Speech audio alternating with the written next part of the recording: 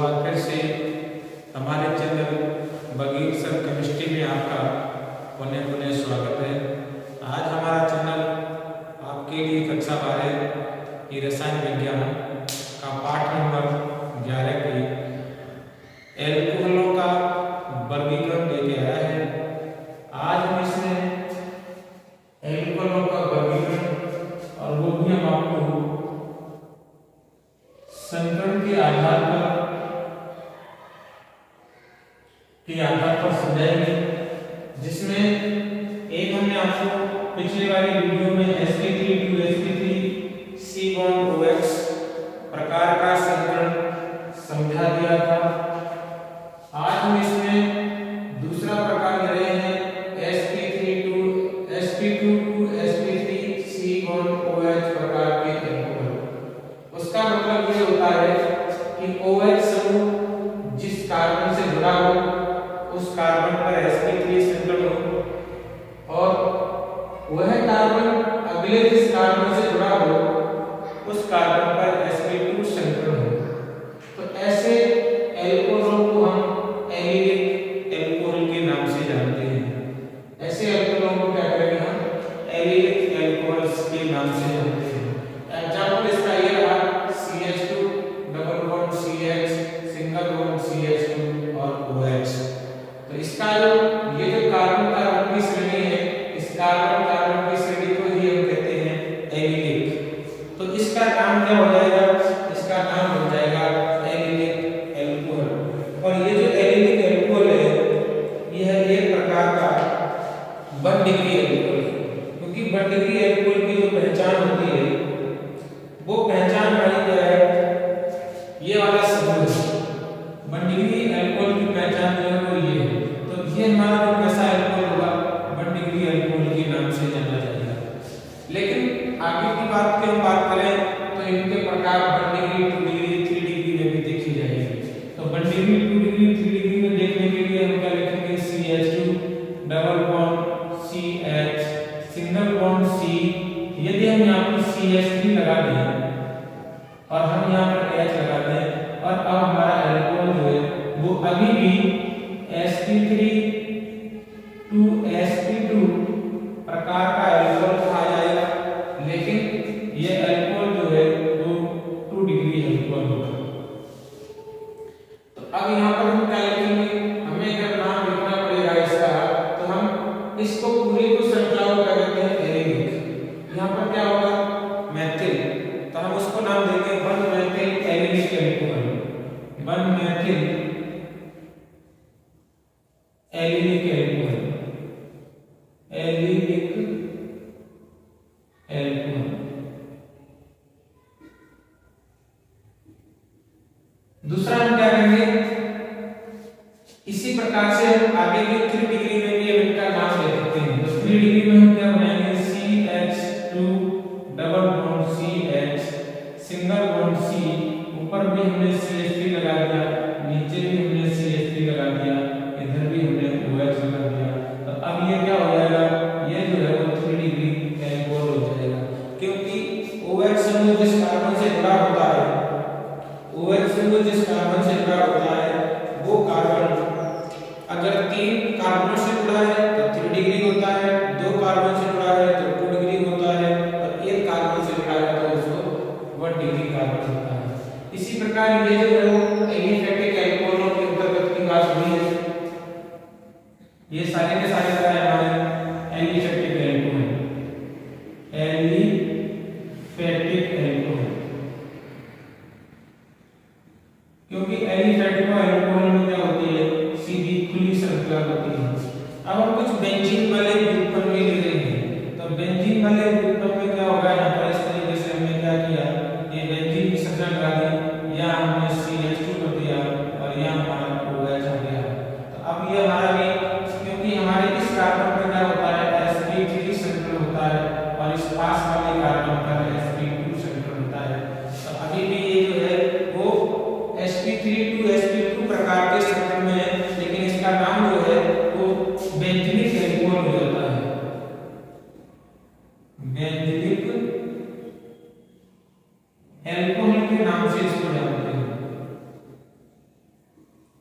इसको हम क्या कहेंगे, बेंजीनिक एल्कोहल कहेंगे।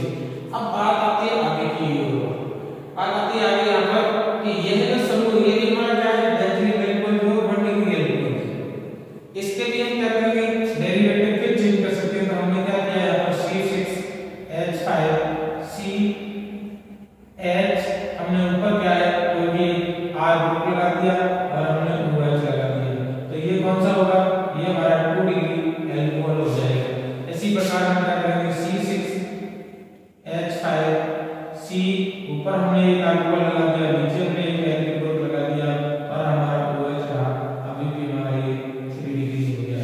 तो हम इनको भी 1 डिग्री 2 डिग्री और 3 डिग्री एल्कोहल में विभाजित कर सकते हैं। ये हमारे एल्कोहल के क्या रहे, प्रकार रहे। तो यहाँ हमने जो है आपको दूसरे प्रकार बताए हैं sp2sp3CH प्रकार के एल्कोहल, जिसमें संकरण के आधार पर हमारे जो है वो 2 प्रकार के एल्कोहल हो गए। तीसरा प्रकार जो आप देखेंगे वो एल्कोहल का प्रकार होगा आपका sp2sp2C(OH) प्रकार के एल्कोहल।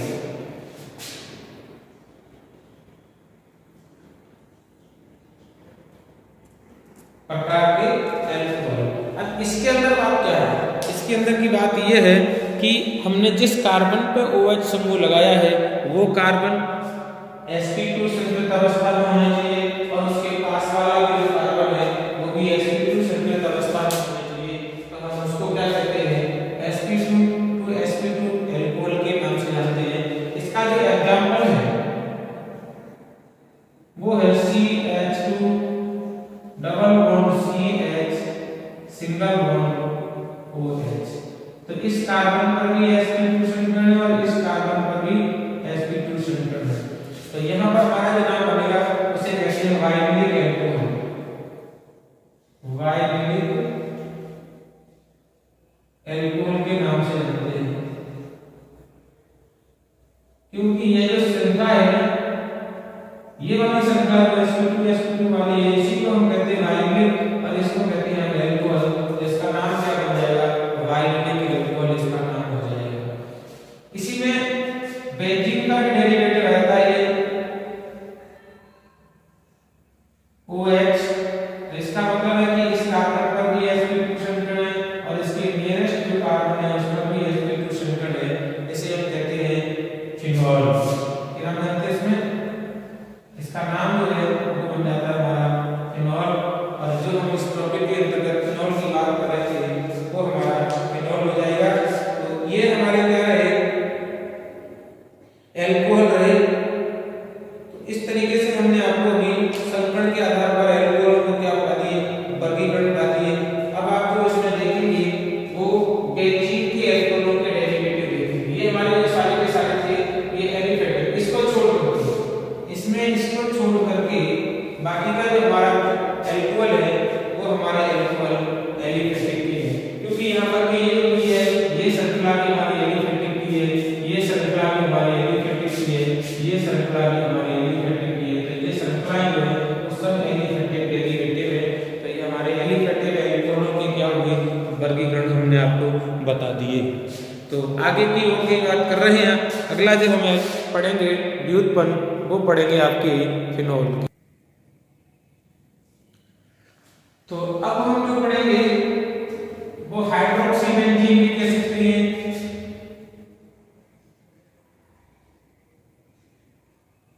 हाइड्रोक्सी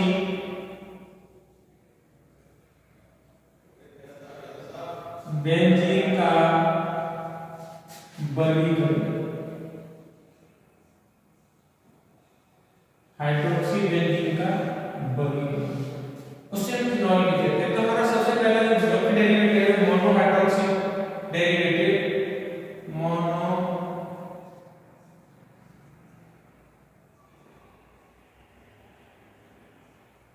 हाइड्रोक्सी बेंजीन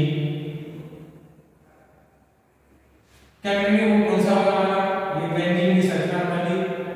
और बेंजीन की संरचना में हम कहीं भी, क्योंकि ये हमारे जो होते हैं सभी कार्बन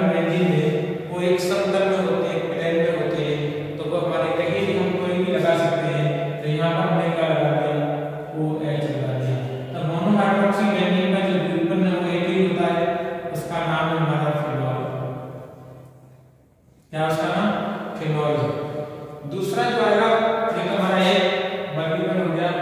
दूसरा जो वर्गीकरण आएगा वो है डाईहाइड्रोक्सी फिनॉल, डाईहाइड्रोक्सी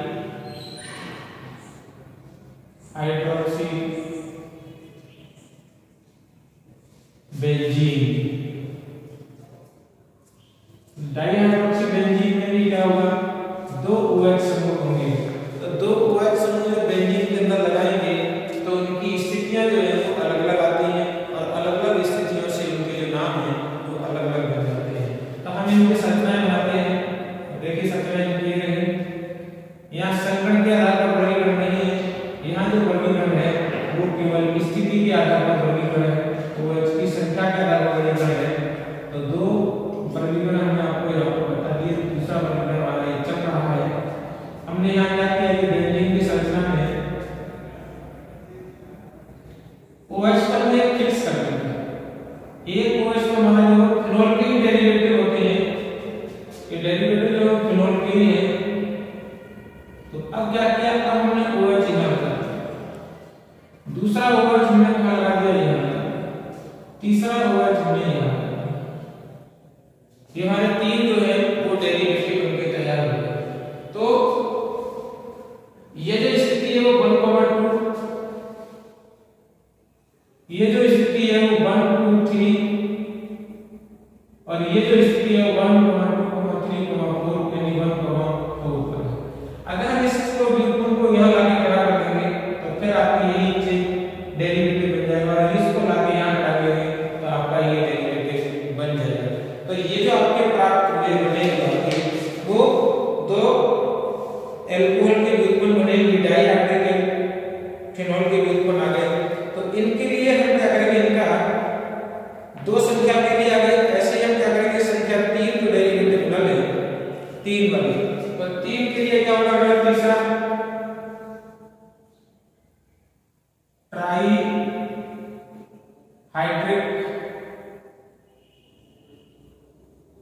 ट्राईहाइड्रिक भी कह सकते हैं, ट्राईहाइड्रिक बेंजीन या ट्राईहाइड्रोक्सी बेंजीन, ट्राईहाइड्रोक्सी बेंजीन। तो अभी हम इसके वर्गीकरण पढ़ रहे हैं, बाकी के भी इनकी नाम से श्रृंखला सीखेंगे। तो हमारा ये जो है इसके भी आपके 3 व्युत्पन्न बनेंगे, 3 समावयव भी बनेंगे।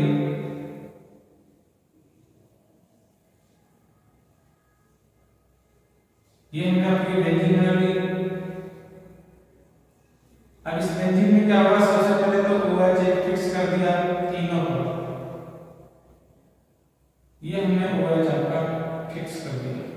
अब हम क्या करेंगे, इसमें अल्टरनेट लगाएंगे। तब हमने दूसरा OH यहाँ लगा दिया, तीसरा OH हमने यहाँ लगा दिया। अगला हमने क्या किया, ये दो OH छोड़ करके एक OH यहाँ लगा दिया, एक OH यहाँ लगा दिया और चौथा जो है हमने एक OH यहाँ लगा दिया और अगला OH हमने यहाँ लगा दिया। अब हम अगर किसी OH को यहाँ से उठा के आगे पीछे करते हैं, अगर हम किसी OH को उठा के आगे पीछे करते हैं तो संरचनाएं जो है वो इसमें से कहीं न कहीं मैच हो जाएगी। तो संरचनाएं जो है यहाँ पर कहीं न कहीं मैच हो जाएगी। तो हम इसका क्या नाम लिखेंगे, तो 1, 2, 3 यहाँ क्या होगा, 1, 2, 3 ट्राईहाइड्रोक्सी बेंजीन, ट्राईहाइड्रोक्सी और ये हमारी बेंजीन बन गई। एक तो इसका ये नाम हो गया, दूसरा क्या नाम है, इसका नाम देखेंगे तो यहाँ से नंबर हो गया 1, 2, 3, 4 तो यह आएगा 1, 2, 4 ट्राई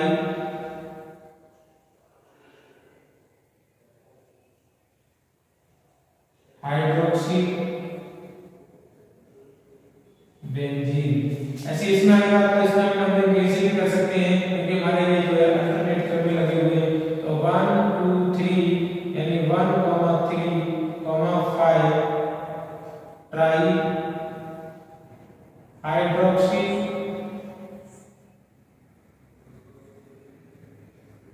और हमारा क्या बनेगा, बेंजीन।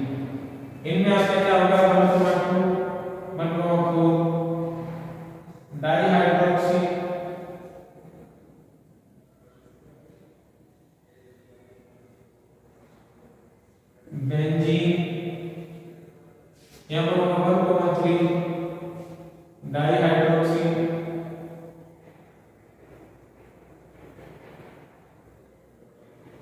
बेंजीन, और इसका नाम क्या रहेगा 1,2 डाइहाइड्रोक्सी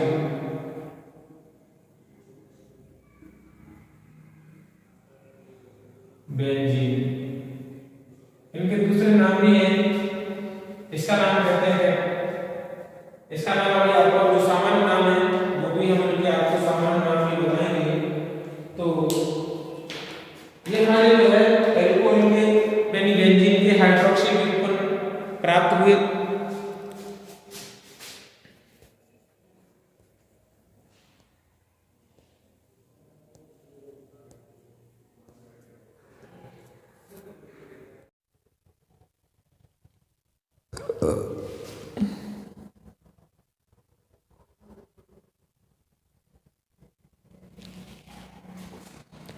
तो इस तरीके से इनके हमने नाम लिख लिए। इनके भी नाम होते हैं, देखिए इसका नाम है कैटेकॉल,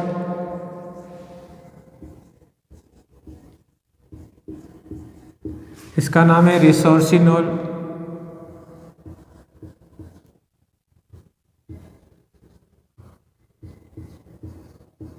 इसका नाम है क्विनोल, क्विनोल। ठीक है, तो इस तरीके से हमारे क्या हुए, ये बेंजीन के हाइड्रोक्सी व्युत्पन्न हमने आपको बता दिए और इनके नामकरण भी हमने आपको साथ साथ बता दिए। तो आगे जो है हम अब वो क्या पढ़ेंगे, वो एल्कोहलों के हमने बता दिए, फिनोल के बता दिए। अब हम जो पढ़ाएंगे आपको वो है ईथर। अगला जो हमारा डेरिवेटिव है वो है ईथर। तो ईथर की बात भी कर लेते हैं, उसके बाद इसके नामकरण और इनके जो वर्गीकरण है वो आपके खत्म हो जाएंगे। आगे की बात फिर बनाने की विधियों के साथ साथ आपकी बातें चलेंगी। तो अब हम आपको ईथर के बारे में भी बता देते हैं। तो देखिए ईथर का क्या है,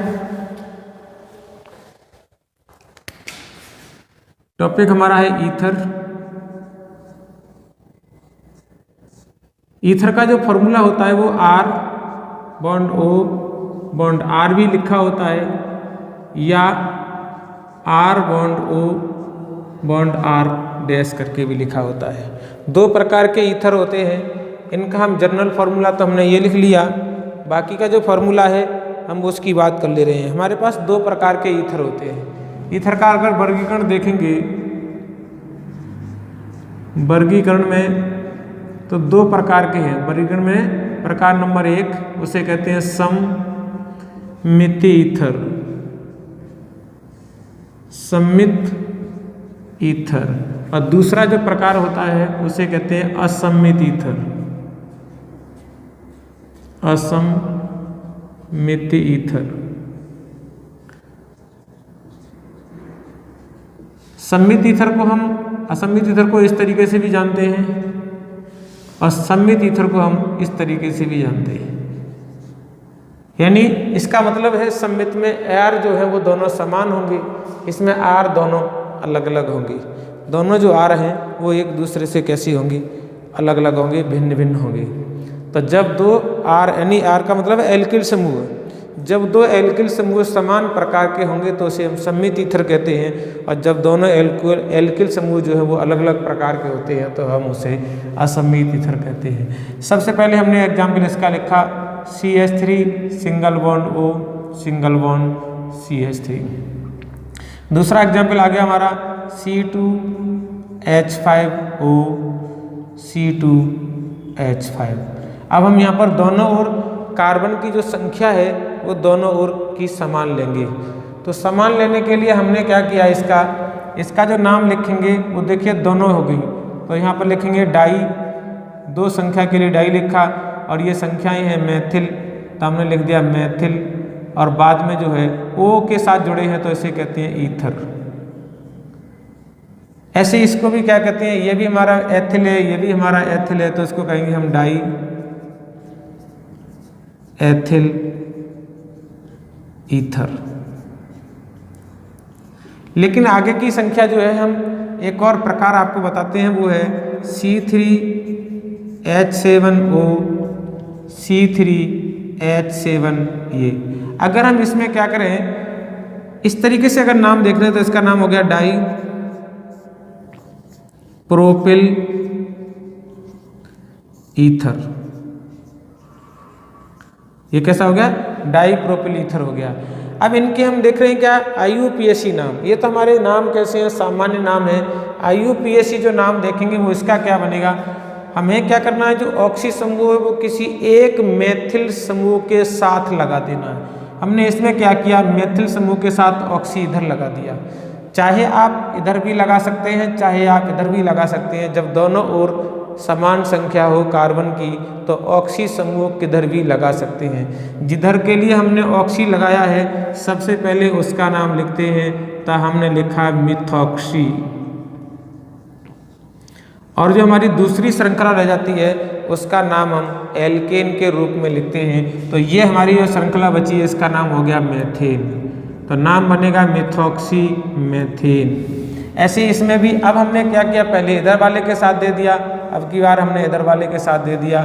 तो इसका नाम क्या हो गया, 2 कार्बन की श्रृंखला होती है उसे कहते हैं एथॉक्सी, और हमने क्या कह दिया इसके अंदर एथेन, एथॉक्सी एथेन नाम दे दिया। ऐसे ही हमारा इसके साथ भी हम दे सकते हैं, इसका नाम क्या होगा प्रोपॉक्सी, प्रोपॉक्सी,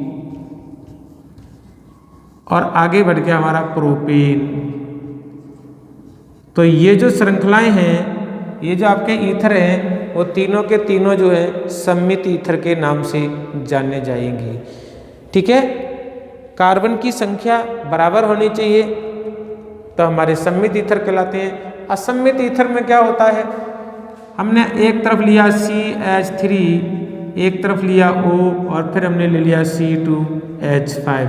इसका मतलब है यहाँ पर कार्बन की संख्या ऑक्सीजन के दोनों ओर अलग अलग है, तो वो हमारे असममित ईथर के नाम से जाने जाते हैं। इस तरीके से इसमें हमारे क्या है, यहाँ पर हम जो है सबसे पहले क्या करेंगे, अल्फ़ाबेट के ऑर्डर में यदि हम सामान्य नाम लिखते हैं, 2 नाम होते हैं, ये हमारे जो हमने टिक लगा रखे हैं ये हमारे सामान्य नाम हैं, और जो हमने इधर लिखे हैं अंडरलाइन करके वो हमारे IUPAC नाम हैं। तो हम यहाँ सामान्य नाम लिखेंगे, तो सामान्य नाम में जो एल्केनें होती हैं, जो एल्किल प्रतिस्थापी हैं, उनके नाम जो है हम अल्फ़ाबेट के ऑर्डर में लिखते हैं। तो अल्फ़ाबेट में इसका जो नाम आएगा वो एथेन, इसका नाम आएगा मेथेन। तो सबसे पहले इसको लिखेंगे, तो ये हो गया हमारा एथिल, अब आएगा इसका नाम मेथिल, और बाद में हम क्या लगा देते हैं ईथर। तो नाम इसका क्या बन गया, एथिल मेथिल ईथर। IUPAC में इसका नाम क्या होगा, IUPAC में यहाँ के लिए एक थोड़ा ट्रिक लगा दी गई है। वो क्या है कि ऑक्सी समूह जो है ऑक्सीजन, वो छोटे कार्बन की ओर चला जाएगा। यहाँ पर तो हम किसी की ओर भी लगा सकते थे, लेकिन यहाँ पर हम क्या करेंगे, ऑक्सी समूह छोटे कार्बन की ओर लगाएंगे और बड़ी कार्बन को एल्केन के रूप में नाम लिखेंगे।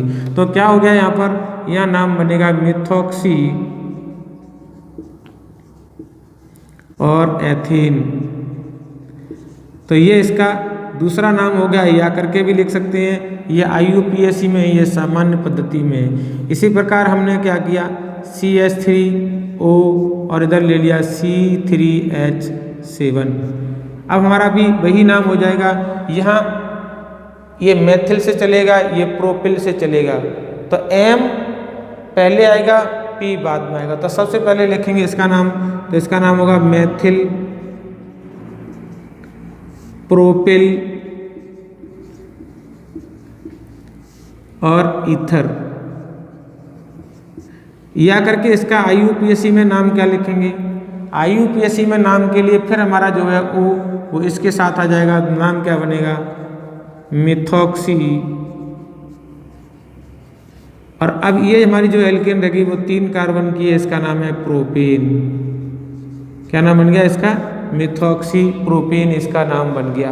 तो इसी प्रकार हम इसी प्रकार हम क्या करेंगे, हमने लिख दिया C2H5O और C3H7। ये जो ऑक्सी समूह है वो इसके साथ रहेगा, इसका नाम आ जाएगा एथॉक्सी और अब जो हमारी एल्केन बचेगी इसका नाम है प्रोपेन। ये मैंने IUPAC में नाम लिख दिया है। बाकी का इसका जो सामान्य पद्धति या रूढ़ पद्धति में नाम आएगा वो एथिल पहले आएगा, तो हम क्या लिखेंगे, एथिल प्रोपिल और ईथर। एथिल प्रोपिल ईथर के नाम से इसका नामकरण किया जाएगा। तो ये जो थे प्रकार वो हमारे एल्कोहल, फिनॉल और ईथर के वर्गीकरण, और वर्गीकरण के साथ साथ हमने उनके आपके IUPAC नाम भी बता दिए हैं। तो आज के इस में इनके नामकरण और इनके वर्गीकरण की चर्चा की गई है। आगे हम जो बात करेंगे इस पाठ से, वो हम पाठ की बात करेंगे बनाने की विधियों की। तो जो बनाने की विधियां हैं उनको हम देखेंगे कि हम किस किस तरीके से इनको बना सकते हैं और कौन कौन सी इनकी बनाने की विधियां हैं। तो विधियों में हम पहले लेके चलेंगे अल्कोहल और फिनॉल के बनाने की विधि। तो आज तक के इस वीडियो में आप यही देखेंगे। इसके लिए आपको अगला वीडियो हमारा देखना पड़ेगा। तब तक के लिए हमारे चैनल को देखते रहें, लाइक शेयर सब्सक्राइब करते रहें। जय हिंद, जय भारत।